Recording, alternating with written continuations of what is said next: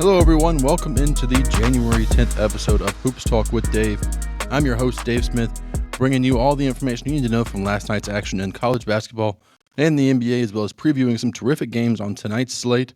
Got some exciting stuff coming for you this weekend, some special guests on the way in the coming weeks, so exciting stuff happening here at Hoops Talk with Dave.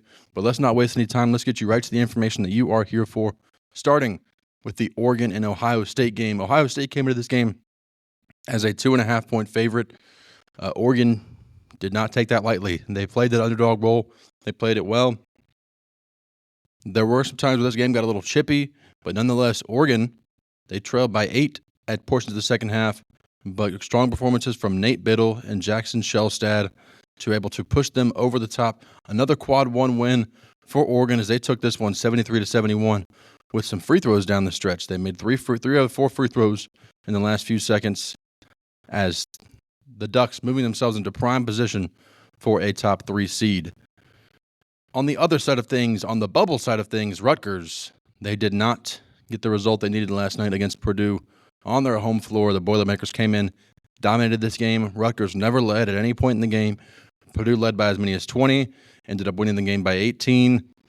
Rutgers, this bubble is very, very small now. I think 1 or 2 more losses, that's going to finish them off for the season, which is crazy because we know they have 2 of the best players in all of college basketball, 2 potential top 5, top 7 NBA draft picks.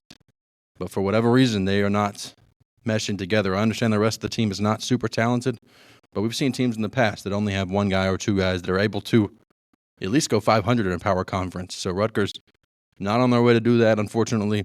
One team that is well on their way to do that is Michigan State. And this was one I told you about yesterday that I said, keep an eye on it. Maybe it'll be close down the stretch. Washington's a talented team, but it was not. Michigan State jumped out of the gate. They were up 16-1. They were up 42-13 at half. Ended up winning the game 88-54. Complete domination from the Spartans in East Lansing. And our final game that we're looking at from last night's college basketball slate was an extremely surprising result between Washington State and Pacific. And this is on the Cougars' home floor as well. On Washington State's home floor, Pacific goes in there, upsets them in overtime thanks to a buzzer-beating 3 from Lamar Washington, who also, by the way, had 40 points to go along with 6 assists. He played 45 minutes. And if you're thinking of that correctly, he played every minute in regulation and every minute in overtime, put up 40 points.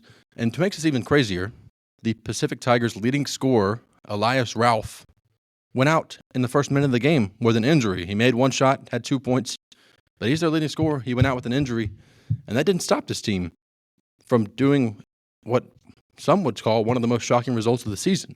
And I think that's not a stretch. Washington State came into this game as 16.5-point favorites. They were on the bubble. Some places they were on the right side of the bubble. But this right here, this really hurts the Cougars' at-large resume. It's going to become really, really tough for them to make the tournament as an at-large team. Of course, they could win the West Coast Conference tournament. They could put themselves in that way. But with this kind of loss, this is a quad 4 loss, and it's one that will stay a quad 4 loss because this is not a very good Pacific team. Pacific had lost their last 22 West Coast Conference games, but yet big-time win for them here. 40 from Lamar Washington, and Washington State, lucky for them, they've got a massive bounce-back opportunity on the road at Gonzaga on Saturday. That'll be one of many games that we touch on tomorrow's episode of Hoops Talk with Dave. Transitioning here to the NBA, the Warriors and Pistons. This is one that I was excited to check out last night.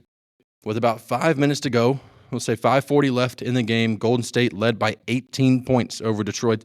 I was about ready to turn it off. I was about ready to go to bed at this point, but I didn't. And I'm glad I didn't because Detroit immediately 11-0 run. Very quickly, they were able to get this game back within striking distance, and they were even able to get it to where they had a chance to tie it at the buzzer. But unfortunately, Malik Beasley had a 3-point shot to tie it in final seconds and missed it. Golden State won 107-104. In Orlando, the Timberwolves came in, won by 15, 104-89. Julius Randle with 23 points, Anthony Edwards with 21. An interesting duo to watch here. Minnesota has not been as strong this year as they would have liked to be, especially after trading Karl-Anthony Towns for Julius Randle and Dante DiVincenzo. This is one to watch. This is still a very talented team, but they're not quite where they were last year. So they're looking to take those steps in the right direction. Great win over Orlando here to do so. Phoenix against Atlanta, coming off Trae Young's buzzer beater win from beyond half court. Phoenix took care of business. Bradley Beal now coming off the bench, 25 points off the bench. A lot of trade talk around him. We're within a month of the trade deadline now, and so it will be really interesting to see if there's a move made for Bradley Beal anywhere, if anything happens there, or if it's all just smoke. Miami, a nice road win over the Utah Jazz. This is a fun Jazz team. Don't get me wrong. They may not be very good on paper. They played together really well. They're very well coached, but Miami nonetheless behind 23 points for Tyler Hero, 27-7 from Jaime Jaquez Jr.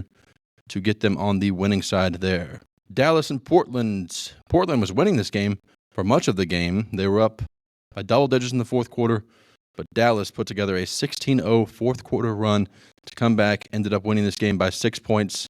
And now as we look at tonight's games in college basketball, UCLA on the road to take on Maryland. This will be a really fun game to watch. UCLA, some people have them in the top 5 seeds, some have them a little bit lower, and so they're a really fun team to watch. This is a big opportunity for them to go on the road, get a great win here. This will be a quad 1 opportunity for both teams, and so exciting one to look at tonight. That one's at 8 p.m. on Fox. Elsewhere in college basketball, staying in the Big Ten, we've got Minnesota and Wisconsin facing off. Wisconsin putting together a nice resume.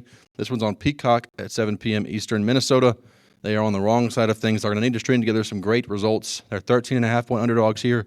Terrific opportunity to do so for the Golden Gophers. And in the NBA tonight, Orlando playing host to Milwaukee. And the reason this game is so significant, Paolo Banchero is expected to return tonight. He's expected to return back to the Orlando starting lineup. He's been dealing with that oblique injury for several weeks now, and so it will be great for them to get back. They've managed to stay fourth in the conference. They're still in the top half. We'll be playing a home series in the first round. Terrific for Orlando. That'll be a fun one to watch tonight. Also tonight, the Oklahoma City Thunder traveling to New York to take on the Knicks in what should be a really fun matchup. Some people think this could be a preview of a finals matchup. I'm not one of those people, but nonetheless, the New York Knicks coming in behind Karl-Anthony Towns, averaging 25 and 14. Of course, MVP frontrunner Shai Gilgeous-Alexander leading the Thunder into that one. Should be a terrific one to check out. And our final one that I think you should check out tonight, Sacramento traveling to Boston to take on the Celtics here. And this is a Kings team. Now, they've won 5 in a row. Of course, they're coming off the firing of Mike Brown. But it's good. There's 10.5-point underdogs here in Boston. But it wouldn't surprise me to see Sacramento go in there and make some noise. And so it will be one to look at, one to see. De'Aaron Fox questionable for this one. Hopefully he'll be able to play to raise the entertainment value. And that will do it for today's episode of Hoops Talk with Dave. Be sure to come back here tomorrow and Sunday. We still got the weekend episodes coming for you. An exciting day of college basketball featuring 2 top 15 SEC matchups on Saturday. And of course, Sunday across the Big Ten is always a fun day to watch. So we've got some great stuff coming for you this weekend. Some special guests coming on the way. So be sure to stay locked in right here on Hoops Talk with Dave. I'm your host, Dave Smith. Everybody have a terrific Friday.